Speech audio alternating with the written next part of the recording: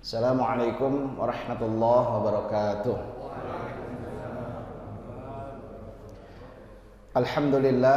Alhamdulillahilladzi arsala rasulahu bil huda wa dinil haqq liyuzhirahu 'alad dini kulli walau karihal musyrikun. Asyhadu an la ilaha illallah wahdahu la syarikalah wa asyhadu anna Muhammadan 'abduhu wa rasuluhu la nabiyya ba'da.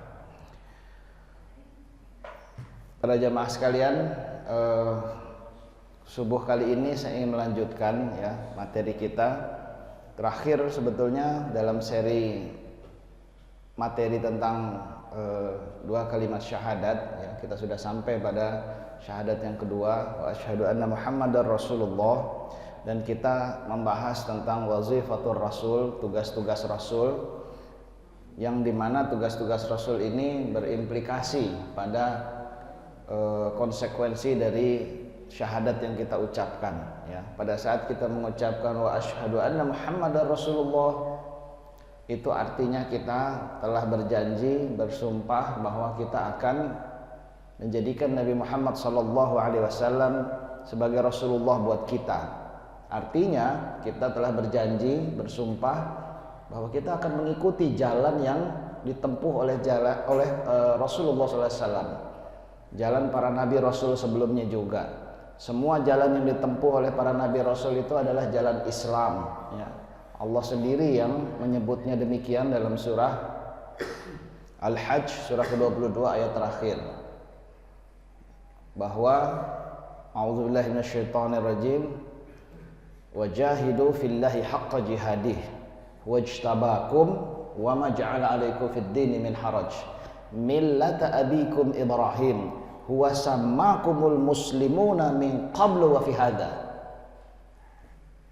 Berjihadlah kalian dengan jihad yang sesungguhnya, jangan main-main. Wajtabakum, dialah Allah yang telah memilih kalian.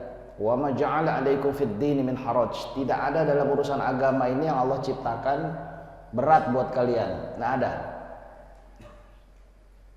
Millata abikum Ibrahim, ini adalah cara hidup bapakmu dulu yang namanya Ibrahim, Nabi Ibrahim alaihissalam. Huwa sammakumul muslimuna min qablu wa fi hadha, dialah Allah yang telah menamakan kalian semua muslim dari dulu sampai sekarang.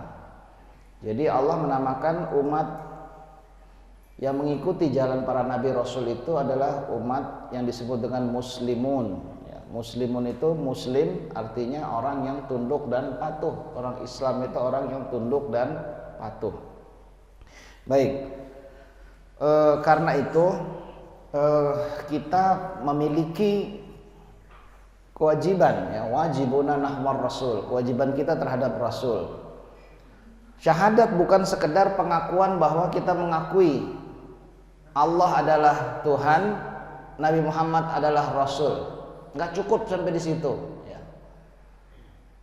Dia butuh konsekuensi yang harus kita lakukan, karena dua kalimat syahadat ini adalah pembeda seseorang manusia yang sama-sama punya kepala, punya dua mata, punya satu mulut, itu menjadi kafir atau menjadi muslim di mata Allah, bukan di mata Duk Capil ya, tapi di mata Allah. Di mata Allah dia ini muslim apa kafir, sudah, hanya ada dua jenis, tidak ada yang lain-lain ya. Surah Al-Baqarah itu menjelaskan di ayat-ayat awal bahwa hanya ada dua golongan manusia di mata Allah, muslim, kafir, sudah selesai. Bukan 3, bukan 4, bukan 5, bukan 6. Sekarang Indonesia 6 ya agama yang resmi ya. Ya, 6 dengan Konghucu juga ya. Itu menurut negara. Tapi kalau menurut Allah cuma 2, muslim atau kafir, tidak ada yang lain ya.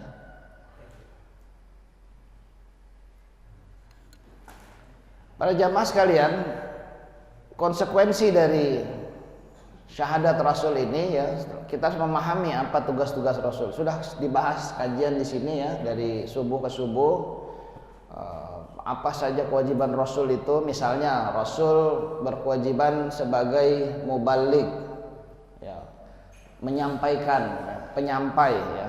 Balligh ma uhiya ilaika, sampaikanlah ya Rasul apa yang kami wahyukan kepadamu. Maka kewajiban kita adalah menerima apa yang disampaikan itu, ya.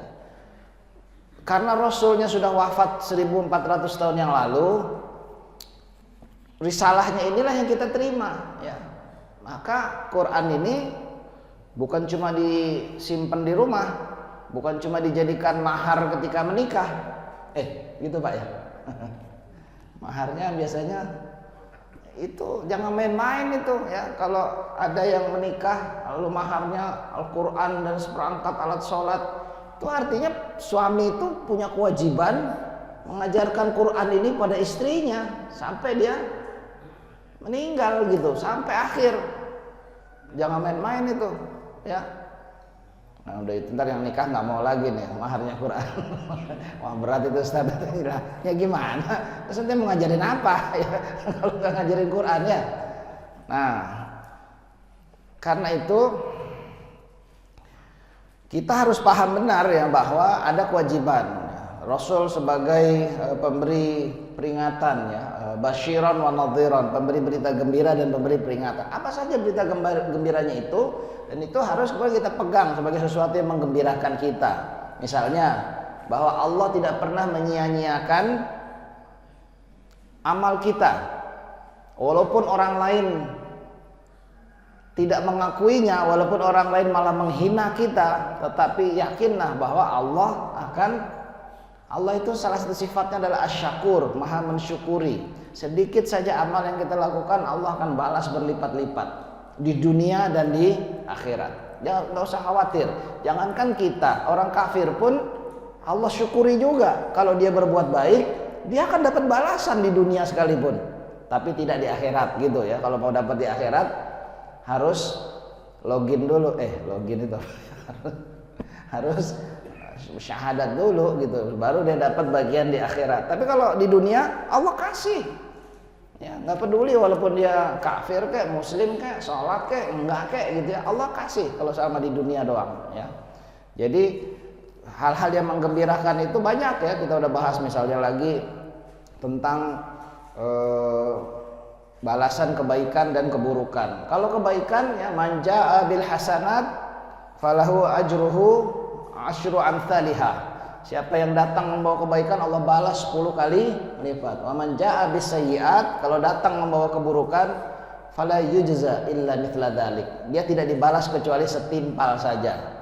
Berbuat baik 1 kali atau 10 kali, maka dibalas 100. Kalau berbuat baik 10 dibalas 100. Kalau berbuat jahat 10 dibalas 10 aja, ya. Ini Allah Maha baik, ya. Setelah kita meninggal, yang tersisa masih nyambung ke akhirat itu hanyalah kebaikan. Ya, Rasulullah menjelaskan ini, ya, bahwa idza mata ibnu Adam inqata'a amaluhu illa bi thalath. Kalau meninggal seorang anak Adam, maka terputus semua urusannya dengan dunia, catatannya dan kecuali hanya 3 yang masih nyambung. Yang pertama waladun saleh. Yang pertama sedekahun jariyah dulu, ya, sedekah jariyah. Bapak Ibu ikut nyumbang masjid ini, selama Masjid Al-Hikmah ini masih berdiri, selama orang masih sholat di sini, selama orang masih ngaji di sini, selama orang masih melakukan aktivitas-aktivitas ibadah di sini, selama itu juga pahalanya ngalir. Walaupun Bapak Ibu sudah meninggal 10 tahun, 20 tahun, 30 tahun, tetap saja ngalir, ya. Shadaqatun jariyah. Yang kedua, ilmu yang tafa'u bih, ilmu yang bermanfaat. Maka kita punya ilmu jangan pelit. Kalau harta dikasih habis, kalau ilmu dikasih malah bertambah. Nah itu ya bedanya. Ketiga, waladun sholih yad'ulah, anak yang soleh yang mendoakan. Tiga-tiganya kebaikan. Tidak ada keburukan masih mengalir lagi setelah dia meninggal. Maka saya nggak pernah setuju tuh ada istilah dosa jariyah. Mana ada dosa jariyah, ya? Yang ada amal jariyah, sedekah jariyah, itu ada hadisnya. Kalau dosa nggak ada jariyah. Allah Maha baik, dihentikan begitu kita meninggal. Sudah putus, sudah. Orang sudah meninggal, ya sudah, gitu. Nggak ada lagi keburukan yang ngalir ke dia. Maka dalam doa Rasul juga diabadikan, ya, Dan Rasul pernah berdoa itu, Rabbana aslih lana dinana, ya Allah perbaikilah bagi kami agama kami. Fa inna lahu ismatu amrina, itu adalah pokok pangkal segala urusan kami. Lalu ketika sampai pada masalah kematian, Rasul doanya begini, waj'alil mauta rahatan lana min kulli syarr, dan jadikanlah kematian kami itu menjadi rahat. Rahat itu rehat. Rehat itu apa? Istirahatnya. Istirahat itu bahasa Arab itu, Pak, ya. Jadi dari kata rehat, ya. Rehat itu rahatan lana, putus, berhenti dari segala min kulli syarr, dari segala keburukan. Jadi kematian itu menjadi berhenti dari segala keburukan, ya. Terakhir kita telah membahas bahwa tugas Rasul adalah dalam surah yang mana tuh, yang mana kita bahas, ya, liyakunar rasulu syahidan alaikum wa takunu syuhada 'alan nas, ya. Agar Rasul menjadi syahid bagi kalian dan kalian menjadi syuhada bagi manusia semuanya, ya. Masih ingat ini, ya, Pak Yusuf, masih ingat, ya? Jadi itu kalau nggak salah terakhir yang ente rekam itu, ya, tentang bagaimana Rasul menjadi syahid bagi kita. Syahid itu sering diartikan saksi. Bersyahadat disebut bersaksi. Nah, ini kita mulai bukan dikoreksi tapi dipahami lebih dalam. Syahadat itu ketika kita mengucap asyhadu an la ilaha illallah, bukan sekedar saya bersaksi, tapi syahadat arti pertama adalah saya paham, ya. Fa'lam annahu la ilaha illallah, hendaklah kalian pahami apa itu la ilaha illallah. Dalam surah Ali Imran ayat 18 juga begitu, ya. Syahidallahu annahu la ilaha illahu wal malaikah wa ulul ilm qa'iman bil qist. Telah bersyahadat Allah, tidak ada Tuhan selain Dia, telah bersyahadat para malaikat, telah bersyahadat orang-orang yang memiliki ilmu. Orang yang tidak memiliki ilmu tidak bisa disebut bersyahadat. Bagaimana disebut bersyahadat? Lo ngerti juga enggak apa yang dia ucapkan. Jadi kewajiban kita memahami syahadat itu apa. Kalau kita berani mengucapkan asyhadu an la ilaha illallah wa asyhadu anna muhammadar rasulullah, artinya kita telah menyatakan saya paham. Nah, kalau paham kan satu-satunya cara adalah lewat apa, Pak? Kalau mau paham, lewat belajar, nggak ada cara lain. Maka masjid di zaman Rasul dulu fungsi nomor satunya adalah pusat ilmu. Orang semua berubah gara-gara datang ke masjid. Minaz zulumat ilan nur, dari kegelapan menuju cahaya. Fungsi ibadah itu nomor 2, nomor 3. Pusat ibadah maksudnya sholat, dan tapi fungsi nomor 1 adalah pusat ilmu, ya. Ya, sekarang kan mulai turun ini fungsi masjid.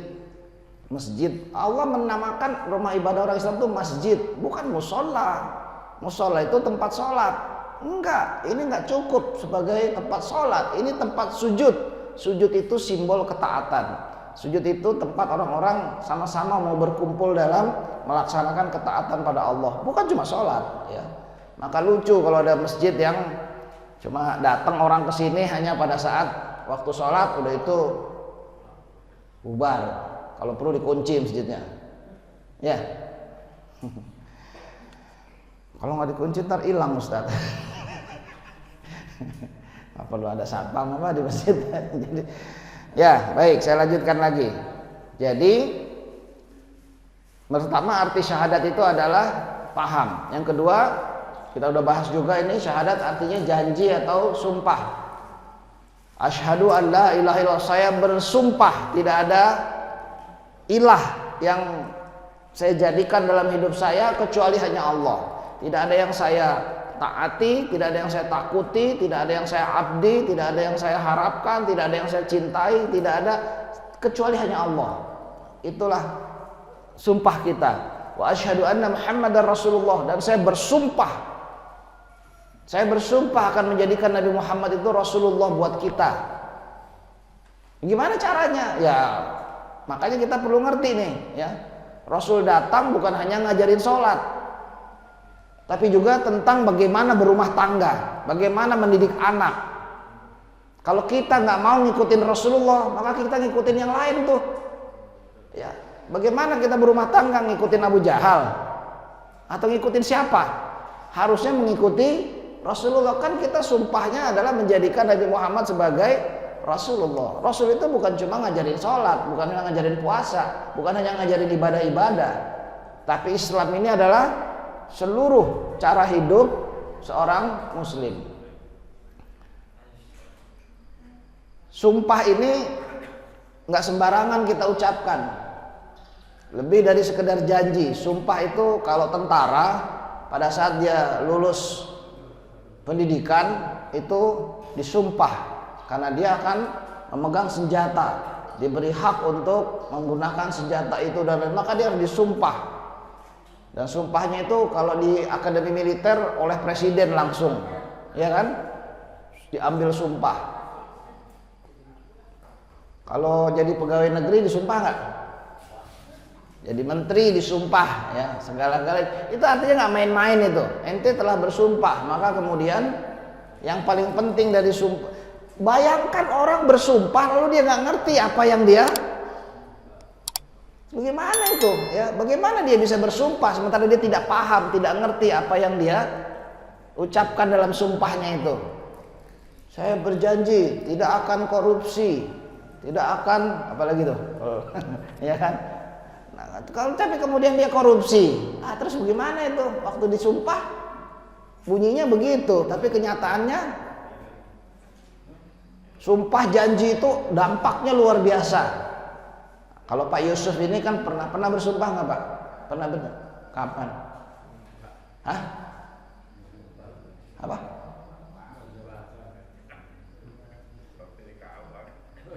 Apa sih apa? Apa katanya?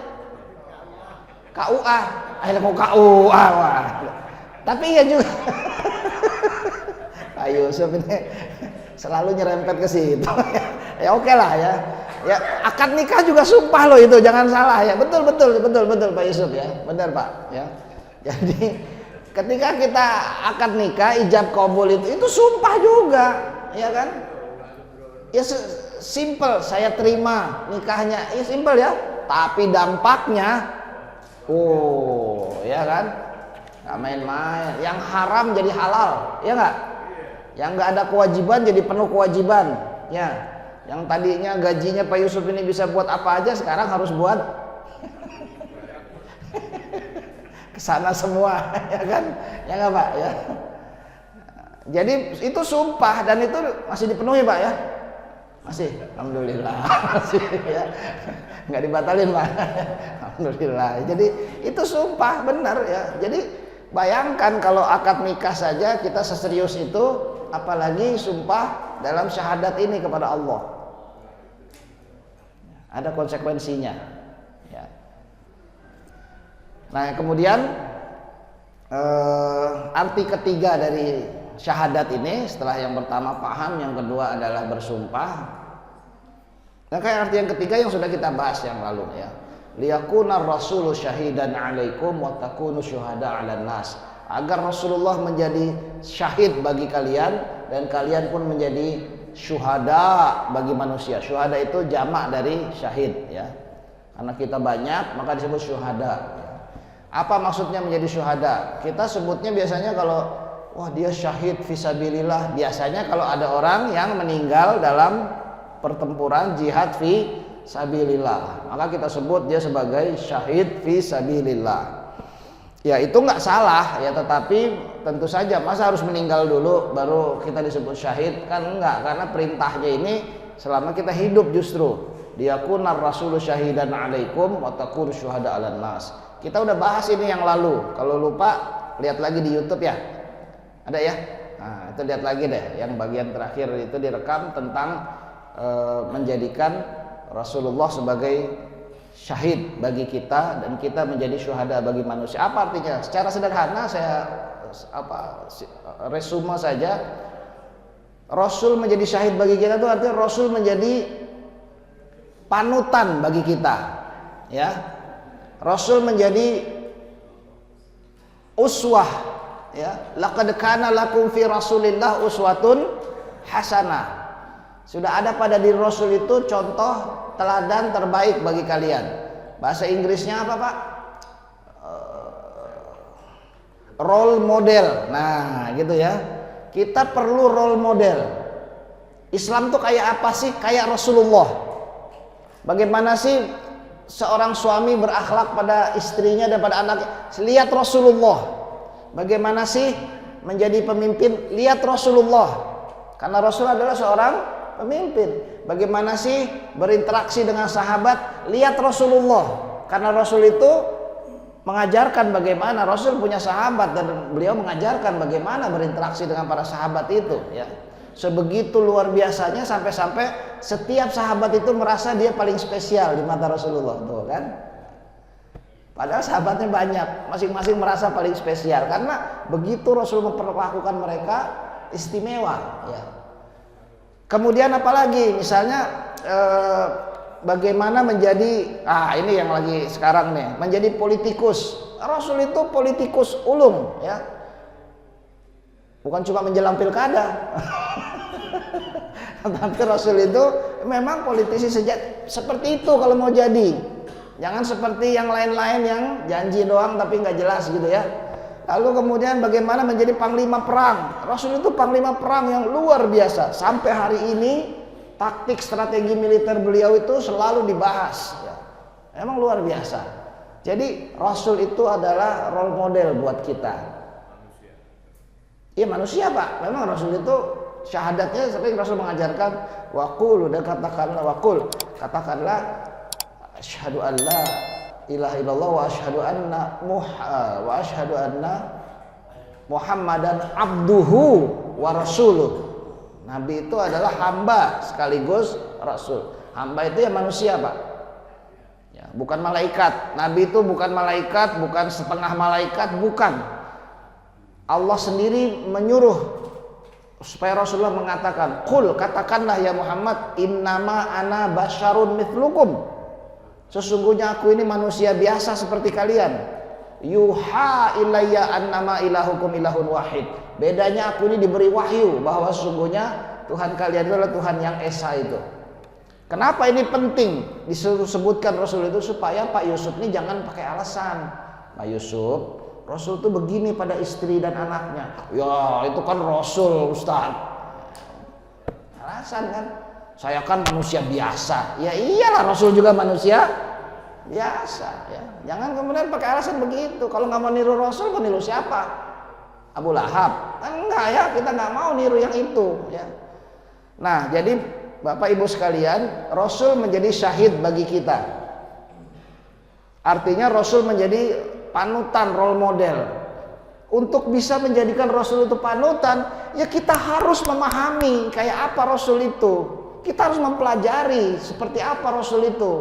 Jangan kita nggak tahu apa-apa tentang Rasulullah Shallallahu Alaihi Wasallam. Nanti Bapak Ibu meninggal, baru di kuburan saja sudah ditanya ini.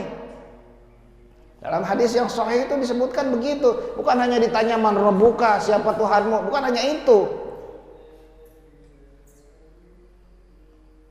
Ada yang ngaji? Ya, nggak apa-apa. Ditanyanya apa di kuburan? Bukan di kuburan, di alam kubur gitu ya. Kalau di kuburan ntar disangkain di pondok petir itu, bukan. Ya, yang bisa di mana aja ya. Alam kubur itu bukan kuburan ya. Nah, kalau saya nggak dikubur gimana Ustadz? Dibakar. Ya tetap aja itu masuk alam kubur gitu karena itu bukan soal kuburannya. Ya. Kita akan ditanya oleh malaikat, kenal nggak ini siapa? Ada sesosok manusia yang dihadirkan pada kita. Kalau nggak kenal, wah, dipentungin kita sama malaikat itu ya. Kenapa? Karena itulah Rasulullah. Lah, gimana kita bisa kenal? Kalau kan kita nggak pernah ketemu.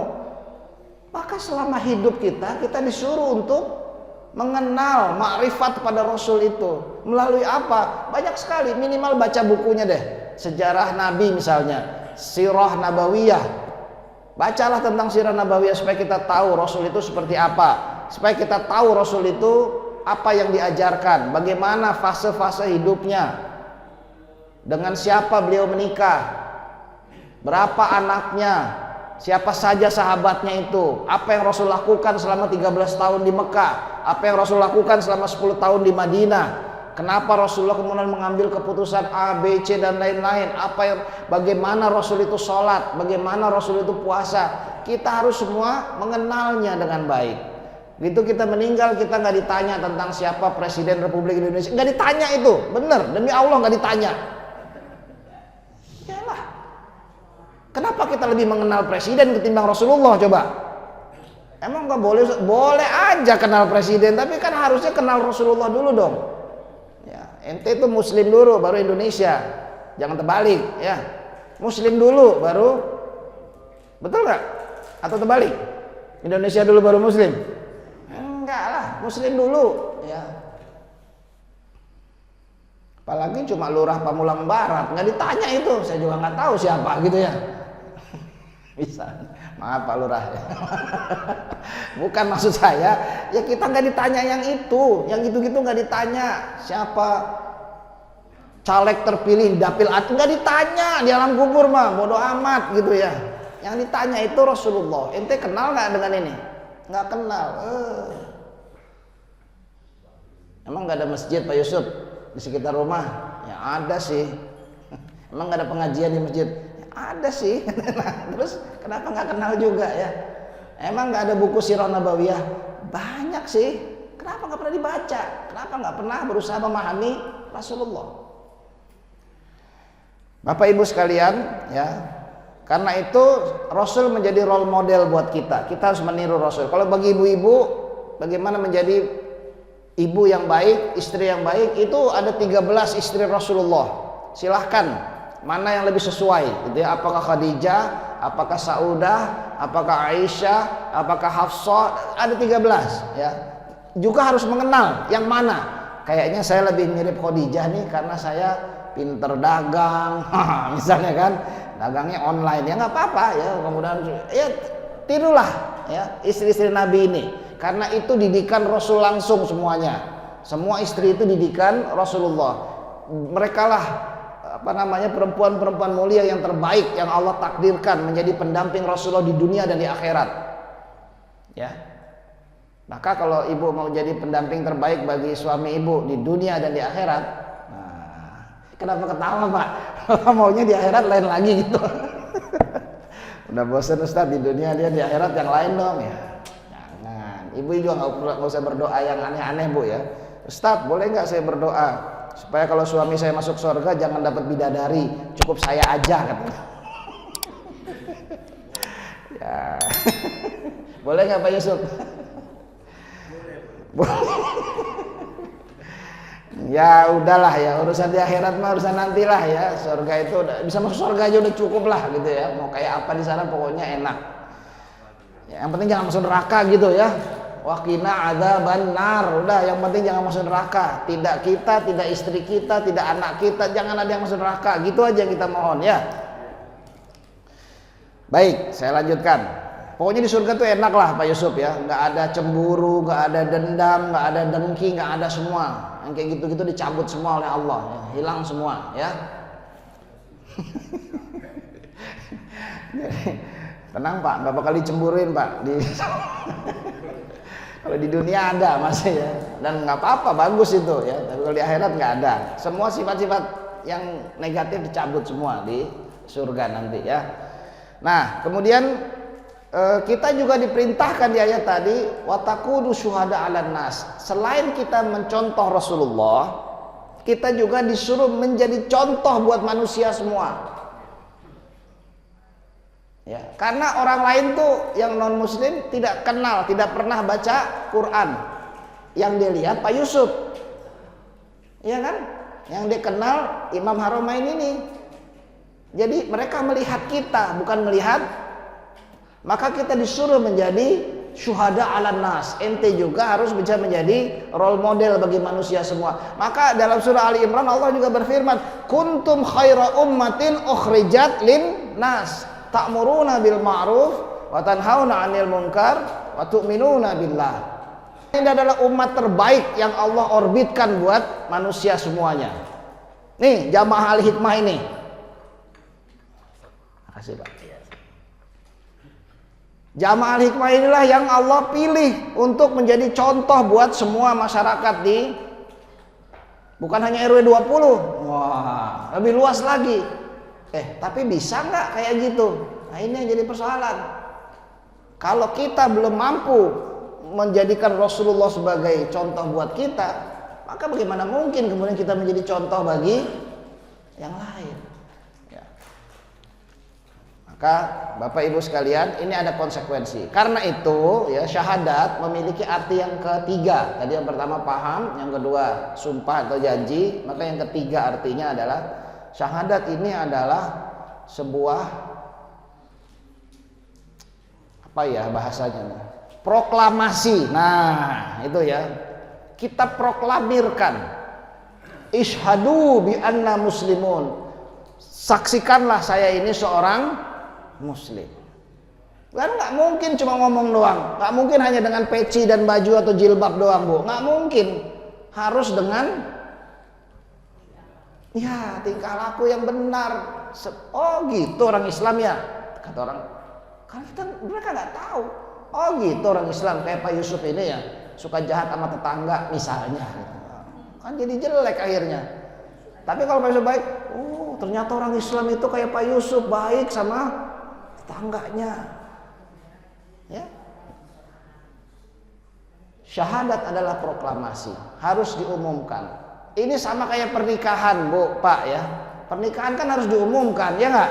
Masa Pak Yusuf ini nikah diem-diem? Kan ada ustadz nikah siri. Nggak ada nikah siri dalam Islam.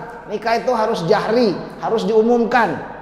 Siri-siri mau ngapain ente ya? Ngumpet-ngumpet. Nikah itu harus diumumkan.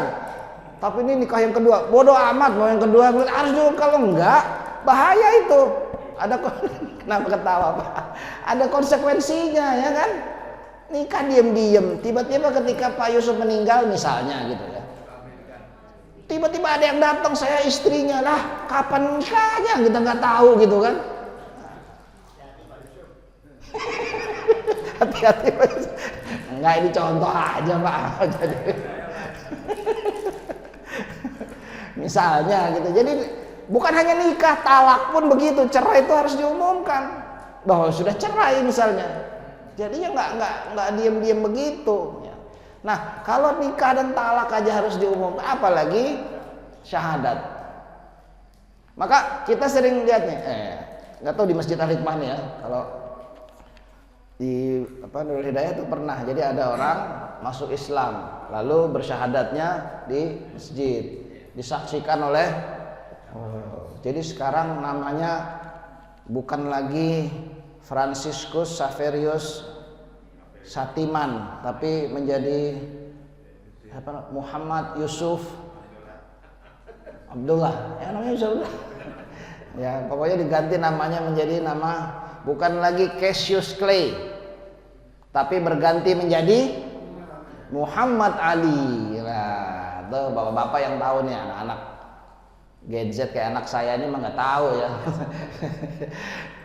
Dulu namanya Cassius Clay, masih kafir. Begitu masuk Islam dia berganti menjadi Muhammad Ali. Dia diumumkan, panggil nama saya Ali, Muhammad Ali gitu. Jangan lagi panggil, karena dia mengumumkan bahwa dia adalah seorang muslim. Nah, kenapa proklamasi itu penting? Kenapa proklamasi itu penting? Ya sama kayak negeri kita ini. Kenapa sih kita dulu 17 Agustus 45 perlu proklamasi? Kira-kira kenapa Pak? Hah? Ya janji kan internal aja, udah kita janji dah kita sejahterain negeri ini. Terus apa lagi? Kenapa perlu harus diumumkan kemana-mana? Iya, kasih tahu tuh semua negara di dunia. Indonesia bukan lagi dijajah ya, bukan lagi punya Belanda, bukan lagi punya Jepang, bukan lagi punya siapa-siapa. Kita merdeka, gitu kan? Nah, tapi apa terus kemudian? Nggak ada konsekuensinya tuh ketika ngomong begitu. Kita dibombardir lagi oleh penjajah tuh nggak rela kita proklamasi, betul nggak? Pasti dihantam lagi. Belanda datang lagi lewat Inggris, lewat sekutu, lewat ini, lewat itu. Kita mau di apa-apaan proklamasi katanya kan. Ente masih bagian dari kami nih, masih wilayah jajahan kami, dan kita menolak itu dengan membuktikan proklamasi kita itu dengan berperang menghadapi mereka, mengusir mereka. Jangan kesini lagi, kami sudah merdeka. Walaupun akhirnya terjadi di Surabaya, di Ambarawa, di mana-mana terjadi, itu konsekuensinya dari. Tapi kalau kita nggak proklamasi, diem-diem aja gitu ya, Indonesia merdeka, tapi diem-diem aja, Indonesia merdeka, masa begitu ya? Dan negara lain kemudian mau Palestina, Mesir, itu dua negara yang pertama mengakui proklamasi kita. Ya, kami dukung Indonesia merdeka, diakui duluan. Ya kalau nggak ada yang ngakuin gimana? Ya. Dan akhirnya semua negara mengakui itu, bahwa Indonesia memang merdeka. Sekarang bayangkan syahadat kita proklamirkan. Nah, ya. Sebetulnya ketika ada orang Kristen bersyahadat di masjid misalnya ya, atau orang non muslim yang lain bersyahadat masuk Islam di masjid, ini kan cuma ikrarnya secara formalitas aja. Sesungguhnya dia sudah belajar Islam 2 tahun yang lalu. Sesungguhnya dia sudah menerima asyhadu an la ilaha illallah wa asyhadu anna muhammadar rasulullah itu sejak lama. Akan tapi setelah dia makin matang mempelajari, maka dia bulat untuk memproklamirkannya di masjid. Oh, jadi Pak Yusuf sekarang udah muslim ya, bukan noni. Noni itu apa? Non Islam ya, bukan non Islam lagi sekarang ya. Pertanyaan saya adalah, siapa yang mau saya tanya nih? Bapak aja deh ya. Bapak kapan bersyahadatnya? Nah, rukun Islam yang pertama adalah syahadat, baru sholat, baru zakat, baru saum Ramadan, baru haji bila mampu. Kapan Bapak syahadat? Hah? Waktu akil balik, umur berapa itu kira-kira? Ente akil balik umur berapa Pak? Hah? 12 tahun. Cepet juga itu 12 tahun. 12 tahun ya. Siapa lagi? Pak Yusuf kapan Pak syahadatnya? Hah? Waktu lahir? Lahir langsung asyhadu alla gitu. Wah, mana ibunya nih? Saya mau konfirmasi, bener nggak? Bayi Pak Yusuf ini begitu lahir langsung bersyahadat. Siapa lagi yang mau jawab? Bapak-bapak yang di belakang nih yang nyender. Kapan Pak syahadat? Kita udah syahadat belum nih? Kapan syahadatnya kita nih? Ayo coba Bapak, ayo. Peci putih, Pak siapa? Hah? Pak Hadi. Ya, gimana Pak Hadi? Kapan Pak Hadi syahadat? Umur 9 tahun. Siapa yang menyaksikan Pak?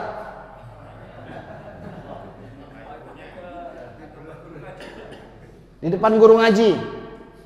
Ya, Pak Hadi kecil, masih 9 tahun kan? Sekarang bersyahadat ya, gitu. Asyhadu alla gitu Pak. Oh enggak, terus gimana? Kapan Pak? Tadi Bapak jawab. Waktu mulai sholat, umur berapa itu? Sama aja sama Pak Hadi, 9 tahun. Bareng-bareng, jangan-jangan janjian ya. Ada lagi yang jawab, waktu nikah Ustadz. Hah? Jadi 20 berapa tahun itu ente nikah? 27 tahun baru ente bersyahadat. Terus sebelumnya apa saya tanya? Bapak Ibu sekalian, bukan begitu ya. Bukan begitu. Syahadat yang dipersaksikan di depan orang segala macam itu bagi orang yang kembali ketika dia nyasar jadi orang kafir lalu kembali. Bagi kita nggak begitu. Pak Hadi bukan umur 9 tahun Pak ya. Terus sebelum 9 tahun kafir gitu. Kalau jawabnya umur 9 tahun ya enggak kan, nggak mau dibilang kafir kan, nggak mau lah ya. Saya ingin koreksi dulu, syahadat itu bukan mengucapkan Pak. Kalau mengucapkan kita nggak ingat kapan, jangan-jangan jawabannya waktu nikah lagi ya. Bukan mengucapkan ya, syahadat itu adalah pengakuan ya. Kapan kita mengakui dengan sesungguhnya bahwa Allah itu adalah ilah kita ya. Al-Quran merekam kejadian ini, kejadian kita semua ya. Pada surah Al-A'raf, surah ke-7 ayat ke 172 kalau nggak salah, coba saya lihat 7 ayat 172. Ya, betul. Wa idz akhadha rabbuka min bani adama min zuhurihim dzurriyyatahum. Dan ingatlah pada saat kami mengeluarkan anak-anak Adam itu dari tulang sulbi mereka, wa ashhadhum ala anfusihim, dan kami syahadati mereka terhadap diri mereka sendiri, alastu birabbikum, bukankah aku adalah Tuhan kalian? Qalu, kita semua menjawab, bala syahidna, ya kami bersyahadat. Kapan itu Pak kejadiannya? Sebelum kita ditiupkan ke perut ibu kita, masih di alam nafs. Pak Hadi dipanggil. Pak Hadi, ini waktunya Pak ke perut ibunya Bapak nih. Panggil dulu. Syahadatin dulu. Ente bersyahadat nggak kalau aku adalah Tuhanmu? Ya, ya Allah, saya bersyahadat. Oke, berangkat. Kirim ke perut ibu kita. Ingat nggak itu Pak? Ingat nggak Pak Hadi? Nggak ingat, pokoknya manggut ya. Di sini dilanjutkan ayatnya Pak. Antaqulu yaumal qiyamah inna kunna an hadza ghafilin. Jangan sampai Pak Hadi ini menyatakan di hari kiamat, saya lupa ya Allah pernah mengaku begitu. Jangan sampai nih. Ini ada Allah ingetin, Bapak pernah. Emang setelah lahir lupa, tapi Allah ingetin lewat ayat ini. 7 ayat 172. Kita pernah bersyahadat. Makanya Rasulullah kemudian menyatakan kullu mauludin yuladu alal fitrah. Setiap yang baru lahir itu lahir dalam kondisi fitrah. Fa abawahu yuhawidani au yumajisani au yunasirani. Nanti orang tuanya menjadikan dia Yahudi, Majusi atau Nasrani. Tidak disebut menjadikan dia Islam. Karena Islam itu adalah kondisi kita waktu baru lahir, fitrah. Bahkan ketika misalnya Pak Yusuf ini lahir di keluarga non muslim, lahirnya dalam kondisi muslim. Semua yang dilahirkan itu yuladu alal fitrah. Tapi terus pas lahir lupa. Itu Pak itu dulu yang nanya, udah angkat tangan dari tadi. Silakan Pak. Udah terjawab. Oh ya langsung ya Pak Hadi. Kaitannya dengan sekarang ada paham baiat. Nah itu bedanya Pak. Baiat itu sebetulnya janji setia. Kalau di zaman Rasul baiat itu ada 3. Pertama baiat Aqobah ke-1. Ini terjadi sebelum Rasulullah hijrah ke Madinah. Rasul ini sudah 11 tahun berdakwah di Mekah dan malah mau dibunuh oleh orang-orang Mekah, oleh penguasanya. Oleh penguasanya ini dianggap Rasul ini oposisi, bukan koalisi. Maksudnya itulah pokoknya ya. Maka kemudian Rasul ini ditekan. Karena itu Rasul kemudian berusaha mencari tempat lain selain Mekah. Lalu datanglah utusan dari Madinah, ya. Dan kemudian setelah mendengar dakwah Rasul, mereka berjanji untuk menerima Rasulullah di Madinah. Diajaklah Rasulullah hijrah ke Madinah. Maka sebelum Rasulullah hijrah, mereka dibaiat dulu Rasul. Ini baiat Aqobah pertama. Benar ya? Kalian berjanji dengan hidup kalian, dengan harta. Kedua baiat Aqobah kedua. Tahun depannya datang lagi lebih banyak dari Madinah. Mereka diikat janji lebih kuat lagi. Itu 2 baiat pertama. Nanti baiat yang ketiga ada di baiatur ridwan yang masuk dalam Al-Qur'an ya. Jadi baiat ketika Rasulullah di tahun ke-6 hijrah sedang dari kan Madinah sama Mekah lagi perang, tapi kemudian di tahun ke-6 Rasul mau haji bareng-bareng sama orang Islam, nggak bawa senjata, tapi ditahan nggak boleh masuk. Lalu kemudian dikirim utusan Utsman bin Affan ke Mekah supaya negosiasi supaya boleh masuk. Ternyata terdengar kabar Utsman dibunuh di Mekah. Maka Rasul mengumpulkan semua jamaah haji ini, bapak-bapak, ibu-ibu, untuk diangkat sumpah bahwa kita akan membela, menuntut darah Utsman walaupun kita nggak bawa senjata. Inilah baiat ridwan ya, baiat di bawah tahta syajarah, di bawah pohon waktu itu ya. Baiat itu sebetulnya penegasan ulang tentang sumpah setia. Bapak kalau misalnya masuk pegawai negeri kan disumpah juga kan. Nah, itu baiat itu Pak ya, harus mentaati, atau jangan pegawai negeri deh, pegawai negeri melulu. Di swasta juga sama aja ya. Masuk kerja di sebuah perusahaan kan teken itu baiat itu ya. kita mematuhi semua aturan perusahaan. Nah, dalam hal Islam ya ketika misalnya Bapak masuk DKM ya, Pak Kus ya, DKM sini misalnya nih, Pak Hadi pengurus bukan? Nah, Pak Hadi pengurus DKM, kan Bapak anu juga kan untuk oke, kita itu baiat juga Pak, Bapak berjanji untuk gitu DKM nggak pernah aktif, gimana kan? Baiatnya gimana kalau gitu Pak ya kurang lebih ya. Nah, atau Bapak udah nikah sama istri ya, lalu kemudian di hari pernikahan yang ke berapa Pak? 50 tahun? Belum. 40 tahun gitu. Ayo mah kita makan di restoran sambil kita anu lagi meneguhkan. Nah, itu boleh aja Pak ya. Cucu udah 10 misalnya, lalu kemudian baiat lagi. Ya nggak apa-apa aja Pak ya. Boleh-boleh aja begitu ya. Nah, itu baiat itu begitu sebetulnya. Beda dengan baiat. Jadi kalau Bapak masuk ke dalam suatu kumpulan yang khusus gitu, itu namanya Bapak berbaiat juga ke situ. Ya, baiat ini penegasan janji sebetulnya untuk sesuatu yang lebih kuat dari dari itu. Gitu Pak ya. Ada lagi yang mau nanya? Apa? Janjian kontrak. Baik ya, jadi saya ingin menegaskan ya subuh ini bahwa kita diperintahkan dalam surah Ali Imran, tadi saya lihat di surah Ali Imran ayat 64 ya, surah ketiga ayat 64 ada ayat qul ya ahlal kitab ta'alau ila kalimatin sawa bainana wa bainakum alla na'budu illallah wa la nusyrika bihi syai'a.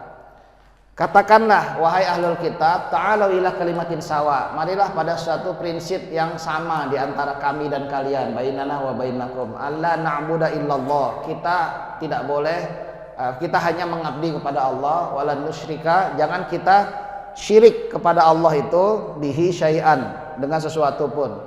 Kemudian ditambah lagi dengan wala yattakhidha ba'duna ba'dhan arbaba min dunillah, jangan kita mengangkat salah satu di antara kita menjadi rob di selain Allah juga ya, pendeta, ustadz, jangan dijadiin rob selain Allah gitu ya, jangan. Lalu ujung ayat ini adalah fa in tawallau, kalau mereka nggak mau, mereka berpaling, faqulu, maka nyatakanlah ishhadu bi anna muslimun, saksikan saya ini seorang muslim. Jadi kalau Pak Hadi ini misalnya diundang oleh teman bisnisnya karena sukses bisnisnya ini ke Eropa misalnya, lalu diundang dalam sebuah acara, disediakan minuman bir peletok champagne misalnya, champagne yang ayo Pak kita rayakan. Ishhadu bi anna muslimun, saya muslim, saya nggak minum yang haram-haram begini. Cari teh manis aja lah ya, kayak di warteg itu oke. Jadi ishhadu bi anna muslim itu nyatakan saya muslim, saya nggak boleh makan yang haram begitu. Saya muslim, sekarang saya harus sholat. Mohon maaf, rapatnya saya izin sebentar mau sholat. Ishhadu bi anna muslimun, tunjukkan bahwa ente itu adalah seorang muslim. Itulah syahadat. Sehingga syahadat itu suatu pengakuan ya. Orang kalau lulus sekolah dikasih ijazah, itu syahadah sebetulnya tuh ya. Ini bahwa engkau begitu. Jadi harus ada. Dan persoalannya, pantas nggak nih kita nih memproklamirkan, Pak Hadi pantas nggak? Saksikan, saya muslim. Begini muslim nih, kan malu ntar ya.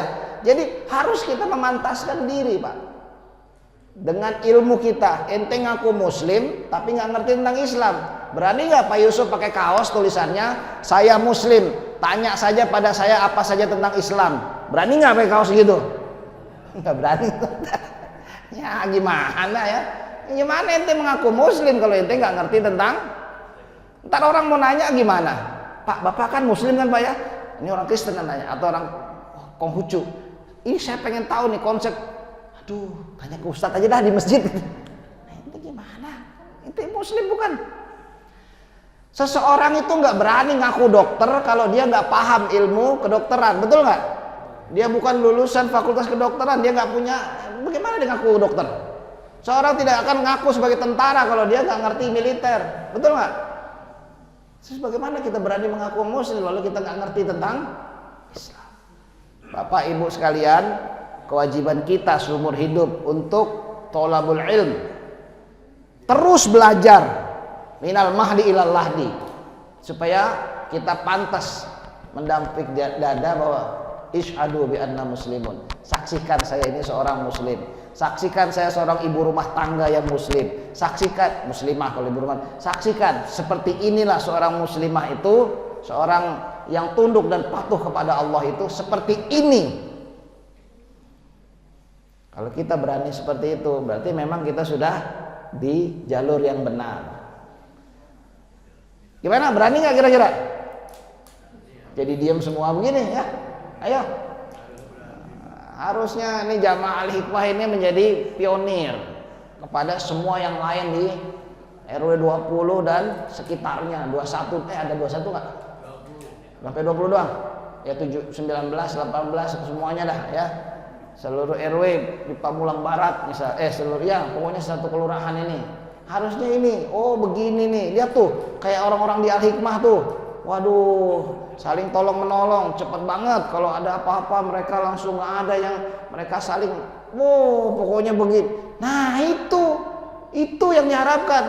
Liyakuna Rasul syahidan alaikum wa takunu syuhada'a 'alan nas. Agar Rasul menjadi contoh bagi kalian, kalian pun bisa menjadi contoh bagi manusia semuanya. Itu syahadat, bukan sekedar ucapan di mulut, tetapi kemudian dibuktikan. Cukup atau ada pertanyaan? Masih ada waktu nggak Pak? Nah, cukup ya. Kalau nggak ada lagi, Bapak Ibu sekalian ya, insya Allah kita lanjutkan lagi dalam kajian berikutnya. Ya, makna syahadat ini jadi ada 3. Saya ulangi lagi. Yang pertama, paham. Asyhadu an la ilaha illallah wa asyhadu anna Muhammadar Rasulullah. Saya paham bahwa la ilaha illallah dan saya paham bahwa Muhammadur Rasulullah. Yang kedua, janji atau sumpah. Asyhadu an la ilaha illallah wa asyhadu anna Muhammadar Rasulullah. Saya bersumpah hanya akan menjadikan Allah saja sebagai ilah dalam hidup saya, dan saya bersumpah akan menjadikan Nabi Muhammad itu sebagai Rasulullah buat saya. Menjadikan Nabi Muhammad sebagai Rasulullah itu, kita sholat harus seperti Rasulullah sholat. Tahu nggak kita bagaimana Rasulullah sholat? Jangan asal, kenapa Pak gitu sholatnya? Ya dari kecil begini, emang udah cocok sama yang Nabi contohin? Ya nggak tahu, gimana nggak tahu? Udah hari gini masih nggak tahu juga ya. Harus tahu ya bagaimana Rasul itu sholat. Ilmunya banyak, bukunya ada. Kalau perlu masjid ini ngadain penataran sholat, adain supaya kita ngerti bagaimana sholat yang benar menurut Rasulullah, dengan dalil yang kuat, dengan hadis yang sahih. Jadi kita tahu benar, tidak lagi kemudian hanya mengikuti katanya bin katanya gitu ya. Kemudian yang ketiga, syahadat adalah sebuah proklamasi. Dan proklamasi ini memang diperlukan. Allah akan melihat dan kita memproklamirkan ke semua orang bahwa kita memang seorang muslim, dan untuk mampu memproklamirkan itu kita harus punya modal yang cukup, dan untuk itu kita harus mempertahankannya. Walaupun nanti diserbu kayak kita, negara kita ini proklamasi, pasti akan ada yang gak senang itu. Pasti akan ada yang berusaha membatalkan proklamasi kita itu. Dan kita akan menghadapinya dengan sungguh-sungguh, karena itu konsekuensi dari proklamasi kita. Ya, kalau kita paham, mudah-mudahan pembahasan tentang syahadat ini, 3 makna syahadat itu saya simpulkan ya tentang 3 makna syahadat, dan kita akan lanjut pada materi berikutnya insyaallah. Saya tutup, subhanakallahumma wa bihamdika asyhadu an la ilaha illa anta astaghfiruka wa atubu ilaik. Walhamdulillahirabbil alamin. Assalamualaikum warahmatullahi wabarakatuh.